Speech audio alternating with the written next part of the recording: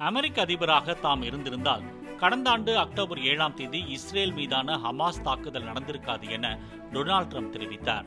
Israel Hamas தாக்குதல் தொடர்பாக புளோரிடாவில் நடைபெற்ற நினைவேந்தல் கூட்டத்தில் கலந்து கொண்ட அவர், இஸ்ரேல் மீதான தாக்குதல் அமெரிக்கா மீதான செப்டம்பர் 9 தாக்குதலுக்கு பிறகு மனித குலத்துக்கு எதிரான மிக பயங்கரமான கொடூரமான தாக்குதல் என்றார். இஸ்ரேல் மீதான ஹமாஸின் தாக்குதலை தடுத்து நிறுத்த தவறிவிட்டதாக அமெரிக்க அதிபர் ஜோ பைடன் மீது அவர் குற்றம் சாட்டினார். பயங்கரவாதத்துக்கு எதிரான போரில் இஸ்ரேலுக்கு அனைத்து வகையான உதவிகளையும் அமெரிக்கா வழங்கும் என்றும், இஸ்ரேல் அரசுக்கு எதிரான எந்த நடவடிக்கையையும் அச்சுறுத்தலையும் அனுமதிக்காது என்றும் அவர் உறுதியுடன் தெரிவித்தார்.